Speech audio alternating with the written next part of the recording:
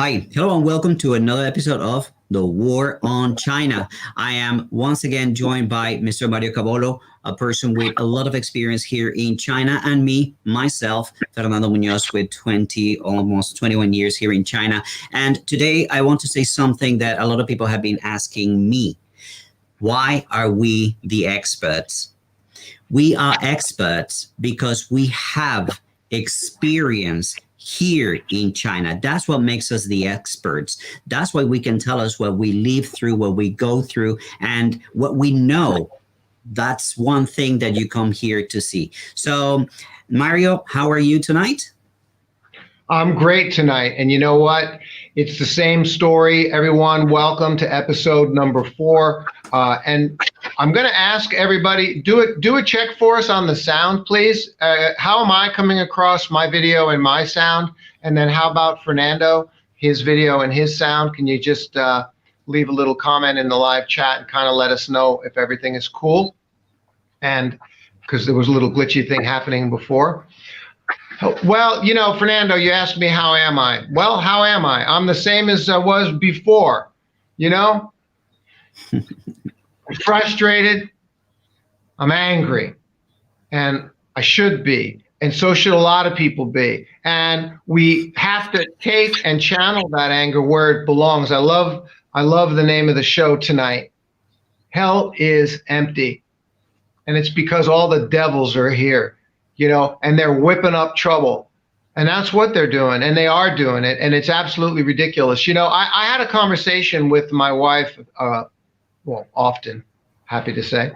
I had a conversation with my wife a few days ago, and also another gentleman I was visiting with today. And the point is we were discussing this idea of the quality of our lives, And I don't just mean for ourselves here in China, but for people all over the world. And in our case, what I was saying was, and Fernando, I think this applies to you as well.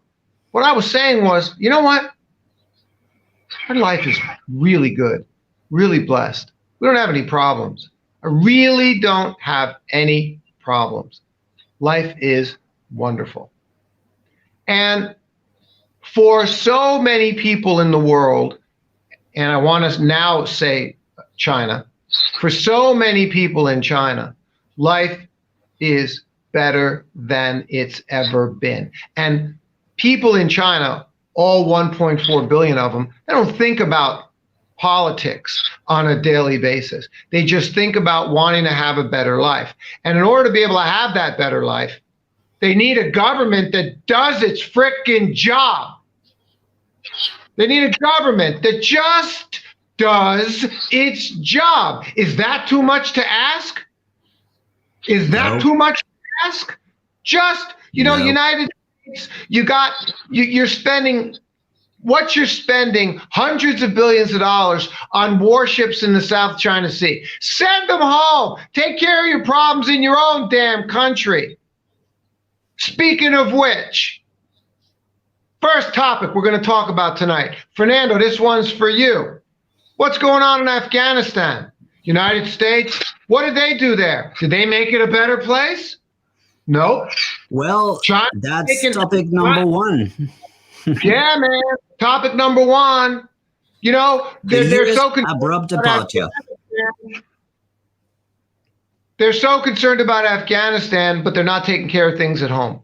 They're so concerned about China that they got warships in the South China Sea. Hey, that's our neighborhood, not yours. Go home. Okay. Look, Mario, after 20 years of the war in Afghanistan, it is a good idea to look back and see what did they accomplish. There were 20 years in Afghanistan. How much freedom did they bring? How much democracy did they manage to establish? How much nation building did they accomplish? Those are 3 very important questions, because that's the reason why they go to wars, to help these countries. So that's my question. How much freedom, how much democracy, and how much nation did they actually build? Yeah. And it's not only Afghanistan. If you go back a little bit and talk about, okay, how much nation building, how much freedom, how much democracy have they brought to countries in Africa? How much did they bring to Iraq? How much did they bring to Syria? 20 years of killing Muslims, killing Afghanis, killing brown people to bring freedom, democracy, and nation building. Very easy to rebuild a nation once you first destroy it through bombs. How much did they bring? None. And now they just wash their hands and leave. Now, what we're seeing now is that within days of them leaving, the Taliban is actually controlling 85% of the country, 85% of the terrain. What did they accomplish? They're really bad at war. America is really bad at war. That's a fact. But they love fighting them. They love dragging them. They love spending your taxpayer money and giving it to the MIC, the military industrial complex, so that the wheels keep running, the wheels keep spinning, and everybody happy except the 99%. Now, what we're seeing is the Taliban has actually come out and say, hey, Beijing, we'd like to talk to you. I have my concerns about this approach. But anyway, what do they want? They want to be plugged back into the BRI. They want to be plugged into the Belt and Road Initiative.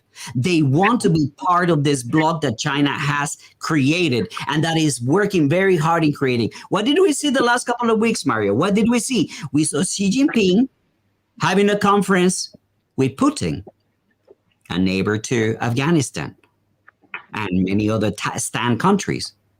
What did we see just the other day? Khan from Pakistan having a meeting, having conversations with President Xi. So this pact, this group, this region is turning to China and turning to Russia for, okay, how we're going to do this. Now that the Americans are gone, we want in. We want to rebuild our nation. China's great at rebuilding nations, right? Now, I still think that not everything is positive. When America leaves Afghanistan, it leaves a void. And when you put that together with the delisting of ETIM as a terrorist organization, the possibility for recruits, it's really, really concerning, something that everybody should be worried about. And here's another thing that is concerning, and we're going to talk about that also today during this program. We're going to talk about the sanctions and how they are indiscriminated and how they are discriminate and they affect people that have absolutely nothing to do with slave labor.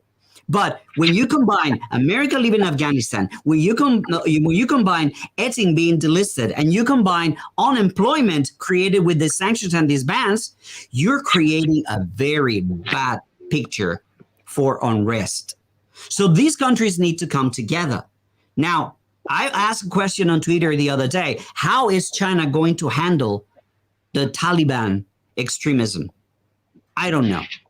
But one thing that I want to do, and then this way I would like to kind of like start connecting a little bit to topic number 2, but I know you want to say something about this as well, is I have a proposal to the BBC, to the mainstream media. I have a proposal for Bloomberg. I have a proposal for all these channels.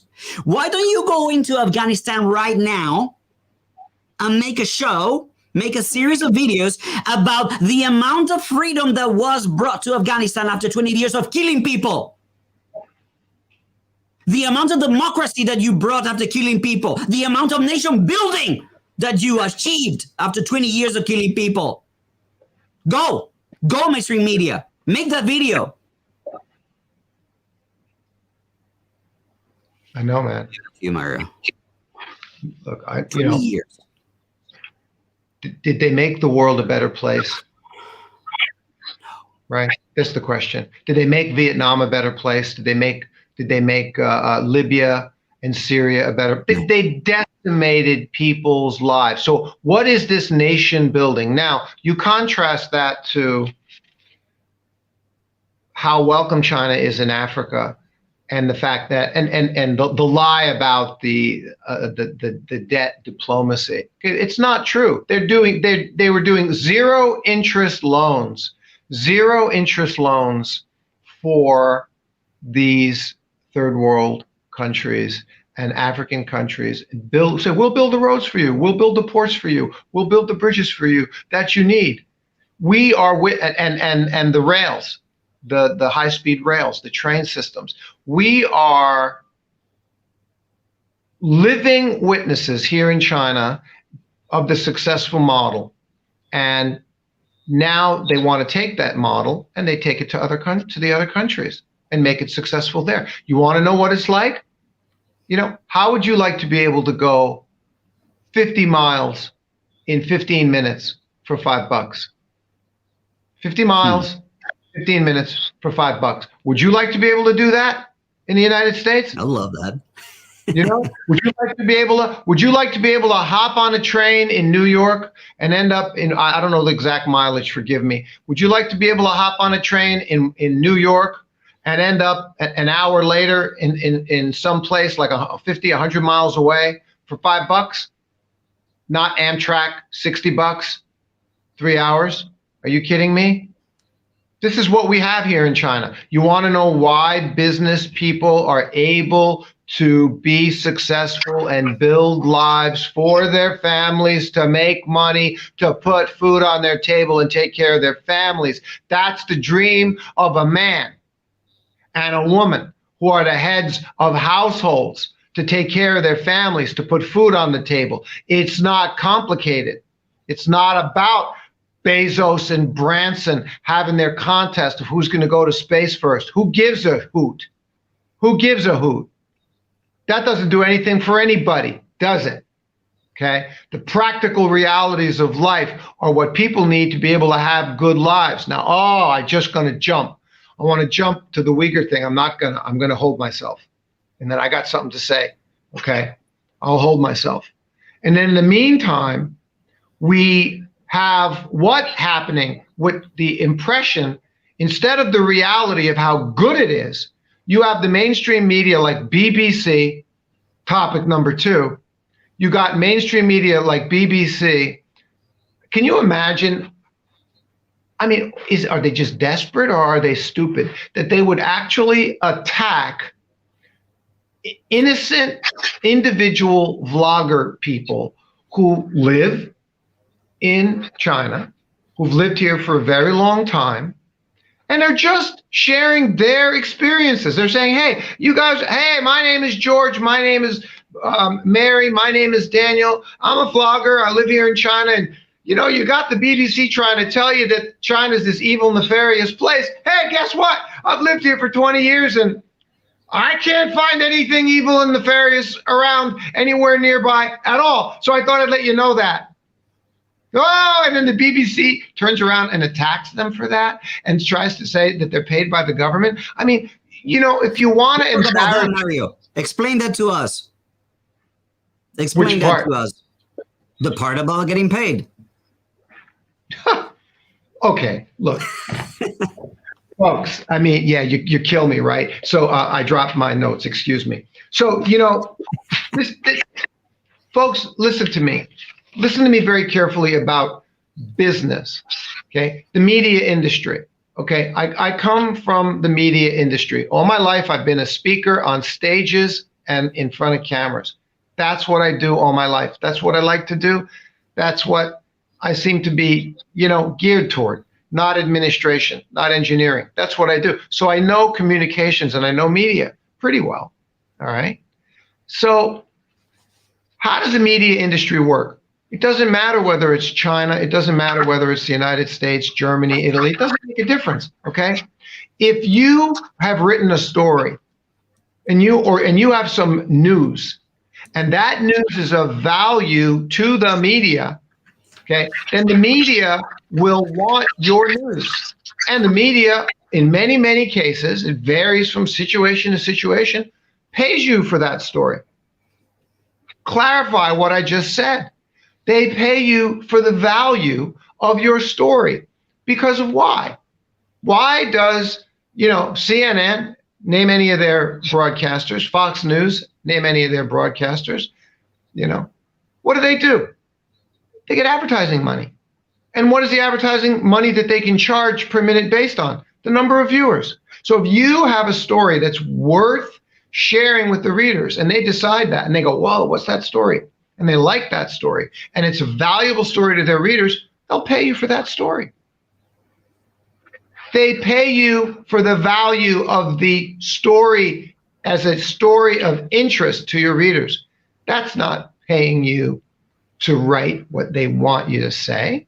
Nobody pays you. Nobody in media, whether it's CGTN in China, whether it's Fox News in America or DGW in Germany, whoever that is, right? Doesn't matter who it is. Yeah, they don't pay you to write what they want you to say. That's not how the media industry works. The media is revenue driven. What is the surprise in that? Every industry in the world is media driven, is revenue driven. Every industry in the world needs to make a profit and pay their employees, and people need to be able to feed their families. Okay, so when, as I mentioned, as I explained in episode number 3, they tried to do this to you where they twist it up. Oh, the government pays them to promote. Number one, the government doesn't pay anybody. Number two, if anybody gets paid, it's not to promote. It's for the value of what you've done, like anything else. I've written 3 books on China. Okay, my 3rd book, published in Hong Kong. I'm very excited. I'm going to be promoting it all. This just published, the first 1,000 copies. I'm excited about that. Okay, that's my book, my research, my words. What I know is evidently and observably and demonstrably true in and about China. And if someone then turns around and says, we love that, we want to do an event with you and we'll pay you and we'll buy 10,000 of your books, great, then I make money because of what I produced. Not someone's paying you to say what they want you to say. So you see the absurdity of that all. All right, we go on to the next thing, Fernando. I want to say something about something that people comment a lot is, why do we make these videos? What is my incentive for working on this show, for putting long hours and preparation? I'll tell you what mine is. I'm afraid.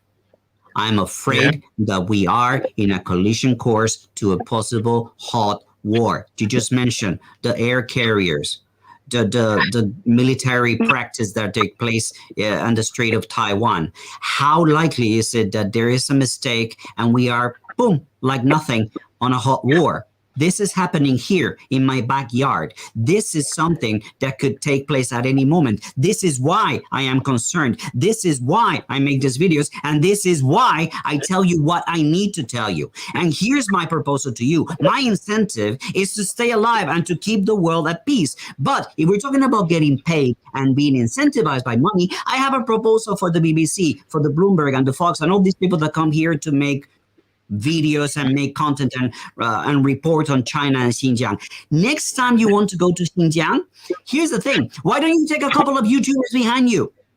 Take a couple of YouTubers and we're going to be your behind the scenes crew with our GoPros and our DJIs and our little cameras, checking what you are seeing and checking how you are doing it and validating what you are presenting. It's wonderful. We're really cheap, according to what you say. We get paid by state media, right? You take us there, we go behind you, and then you cannot manufacture information. You cannot make up stories. We get content, we win, you get validation, and you get access to the things you want to see, you win, and the audience, the public, the people that are watching what you produce get the truth. Hey, come on. Enough is enough, Mario. Enough is enough. I've had enough of weaponized uncertainty. All they write is, oh, it might be this, it could be this, it is possibly this, it's alleged to be. No, let us go with you. We should what you do, and there's no alleged, there's no might, there's no could. It is what it is. You say what we see as well.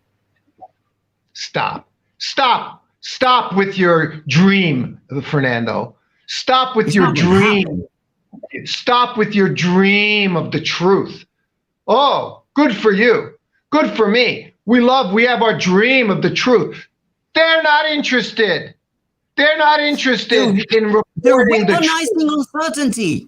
They're using it as a weapon to push for war, push for sales of weapons and arms, and arming Taiwan and selling more and more bombs. They're selling fear. That's what they're doing. Worse than that.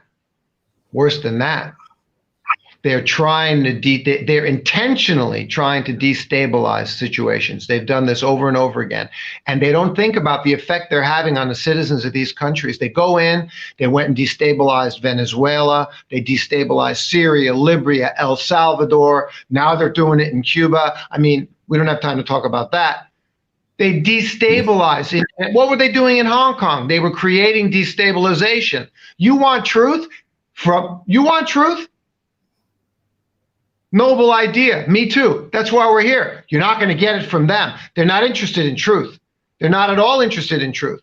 You want to talk about truth? Here, we got the other stories we got to talk about today. You know, I'll mention quick with BBC. John Sudworth. This guy is notorious. Right? Be quiet. Hey, be quiet. John Sudworth. He's in China. He's the one making these crap Xinjiang videos, okay? He's the one going there trying to say that you're in detention centers. And then the public bus arrives at 4 o'clock to pick everybody up, the public bus. So the people are coming and going and as they please. Thank you, okay? So this guy's a liar, right? And because of all the damage they're causing damage to the lives of these people and the Uyghur people in Xinjiang. And they finally got together with a group of lawyers and they filed a lawsuit against BBC and this guy. Good. That's what they should do. You come to China and you're telling stories that are lies, and those lies are causing my life to be ruined. Then I take you to court and sue you. And what do? You flee to Taiwan. You should flee. You're in trouble. You're being taken to court. And what does he do? And he flees and he leaves the country. And he says it's because he's being intimidated by the Chinese. Well, ladies and gentlemen, last time I checked, if somebody files a lawsuit against you for slander and libel, if you call that being intimidated, okay, then I guess that's being intimidated. I would find it intimidating if somebody filed a lawsuit against me too. But the trick would be, don't give him a reason to. Guys, I want to remind you that we put a lot of time, effort, and money into making this show. So if you want to support the work that we do, you can use the links in the description down below to support Mario's channel, my channel, and also, well, if you're here in China and you're using WeChat, you can also support our work. And remind you to please subscribe to our channels. We need our message to be heard by more people. So you sharing this content, you commenting, you liking right now, those of you who are watching, really helps the algorithm and helps the message to go out there. But right now we are going to move on to a very, very important topic that we have in our show today. We're going to talk about an example of what Mario just said. This is a shirt maker called Esquel. And the story that was written by Nuri Vitachi, I'm sorry if I mispronounced this. It was a very, very interesting story presenting, and Mario, I'll let you tell us a little bit more about this. Their 25 years of supporting Uyghur labor, Uyghur population, the minority, through their factories, a factory that at one point was manufacturing 100 million garments a year. And they were hit with false accusations from ASPI. And now the Department of Commerce of the United States has blacklisted this company. So Mario, tell us more details. I'm going to tell more details, but before I do, hey, I got to do a little kudos to Fernando here. You know what I'm going to say next, don't you? I'm going to say it right here live during the show. Fernando, your excerpt of our previous show got retweeted by Zhao Lijian. You're the man. Very nice, man. That was really fantastic today. That was very fantastic today. I'm honored. I'm honored. You know, maybe it'll be me next time. Who knows? But that was. We're angry. We are the experts, and we're angry, and it shows. Well, let me take it. But you know, come on. Let me take it a step further. People are realizing what we're here discussing. We're focusing in on the evidently demonstrable information, not the rhetoric crap, which is what the enemy in this war is putting out. Okay. I love the new word I discovered, and I've been teaching everybody, right? Apodeictic. Okay. Apodeictic knowledge. That is what is demonstrable, evidently and demonstrable, certain to be true, not assertoric, assertive, assertoric and rhetoric, which is all from the Greek, from Aristotle, from the Romans, okay, which is I assert something and I assert it without evidence, okay? And here we go with it, and this is what it is. We're back onto Esquel, the Shirtmaker. So what happened? Again, just ridiculous politics. Allegations with no evidence, assertoric rhetoric, and came from where? Australia Strategic Poo-Poo Institute, as far as I'm concerned, you know, AFPI, right? Black. So because of their allegation with no evidence, so it's a political game. It's a political game. They were blacklisted by the United States Department of Commerce for running slave labor. I want to repeat this. Esquel Shirtmaker Company was blacklisted by the United States Department of Commerce based on a no evidence allegation by the Australian Strategic Planning Institute, which puts out satellite images of five-star apartment buildings and tries to tell you that there's concentration camps in Xinjiang, and that this company was blacklisted for running slave labor. I repeat, blacklisted for running slave labor. So now let's discuss this. Here are the facts, and my thanks to Johnson Choi, who, hang on, Vice Chair of the U.S. Department of Commerce in Hawaii. Yeah, but he was the vice chairperson for the, yes, exactly, U.S. Department of Commerce Export Council in Hawaii, which is the added personal witness story. Hang on here, I want to go first. So what's going on with Esquel? For more than 10 years, 400 Uyghur people are employed by the company, amongst other Han and minorities, but 400 are Uyghurs.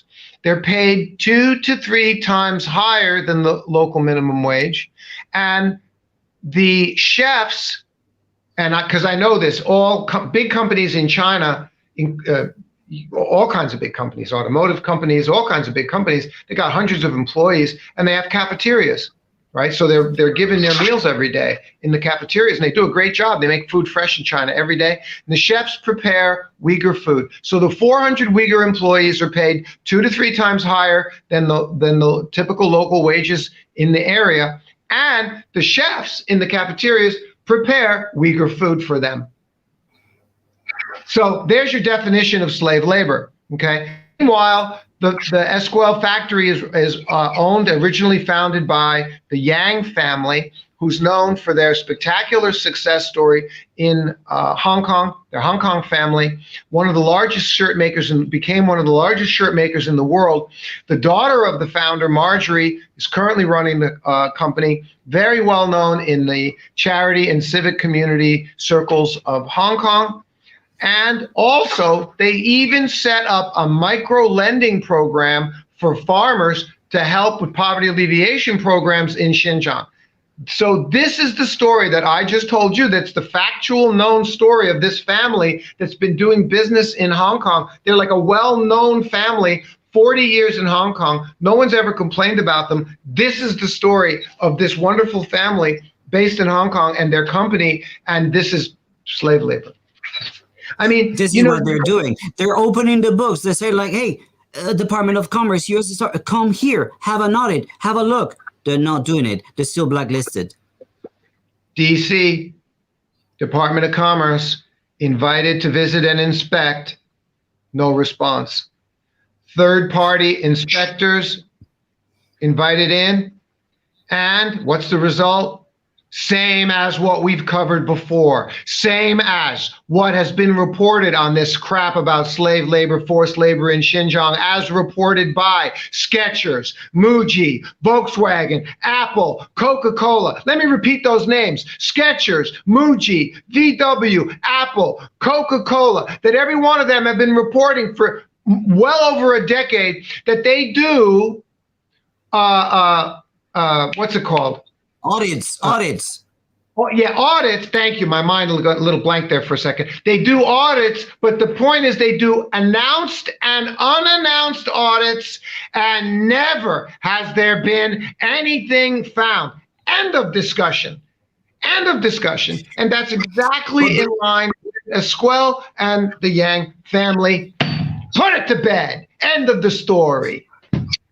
It's weaponized uncertainty. Go and look at any report written by this Western media is full of probability. It's full of could, may, probably, alleged, but they weaponize that. And how do they do it? This same person, Nuri Taki, who wrote this article, is telling you companies, firms are afraid of hiring Uyghurs now. They don't want to find themselves blacklisted. They don't want to find themselves in trouble. That's the plot. That's the scheme. They go there, well, I don't want to employ Uyghurs because then the Department of Commerce is going to come and close me down. I'm going to be in trouble. So no Uyghurs, please. That is the thick of the plot. That is the core of the issue. Create false accusations and create the fear in the companies and the entrepreneurs and the firms that no longer want to employ the Uyghurs. You put that together with Etim having been delisted, easier to recruit. You put that together with all this situation and all this attention, all this falsehood that is coming from Western media, and you're just creating a time bomb. I mean, I applaud the Chinese government for how they are handling the situation.